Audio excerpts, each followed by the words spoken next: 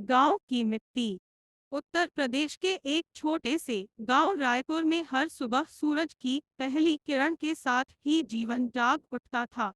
खेतों की हरियाली, मवेशियों की रुंझुन और मंदिर की घंटियों की आवाज पूरे गांव को जीवंत कर देती थी।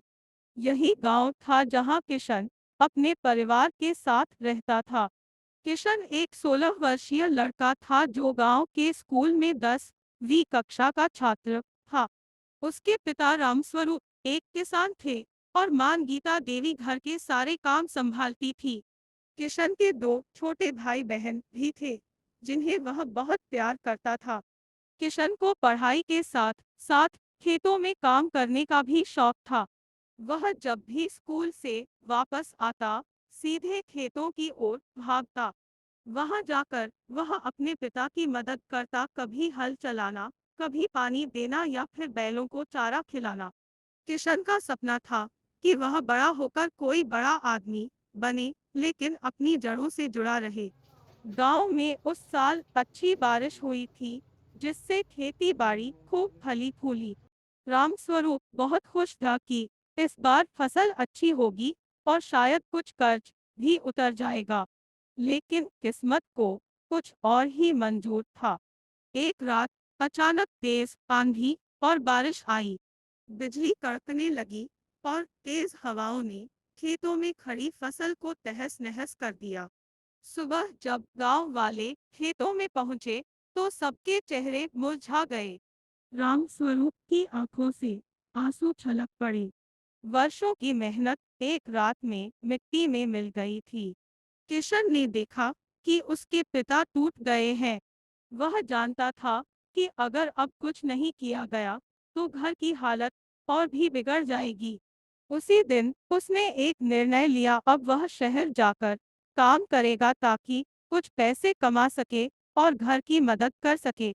अगली सुबह किशन बिना किसी को बताए शहर की ओर निकल पड़ा। वह बस से लखनऊ पहुंचा और वहां एक होटल में बर्तन धोने की नौकरी करने लगा। दिन भर काम करता और रात को वहीं एक कोने में सो जाता। जो भी पैसे मिलते वह हर महीने अपने घर भेज देता। वह खुद कम खाता था, लेकिन अपने घर की जरूरतों का पूरा ख्याल रखता था। इधर गांव में सब किशन को खोज रहे थे। कई दिन बाद एक डाकिये ने पत्र दिया जिसमें किशन ने सब कुछ बताया था।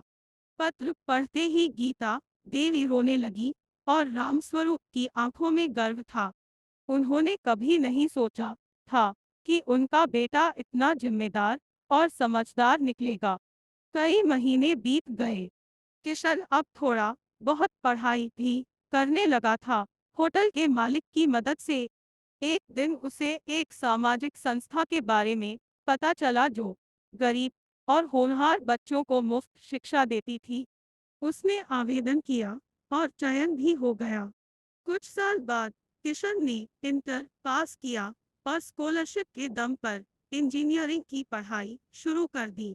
4 साल बाद जब वह गांव लौटा तो पूरा गांव हैरान रह गया। अब किशन कोई साधारण लड़का नहीं था, वह एक इंजीनियर था और उसने गांव के लिए कई योजनाएं बनाई थी, बिजली, पानी, स्कूल की मरम्मत और इंटरनेट की सुविधा। रामस्वरूप और गीता देवी के चेहरे पर गर्व और संतोष था। उनका बेटा न केवल अपना बल्कि पूरे गांव का भविष्य बदल रहा था। किशन ने सिद्ध कर दिया कि परिस्थितियां चाहे जैसी भी हो, अगर इरादे मजबूत हो तो कोई भी लक्ष्य दूर नहीं।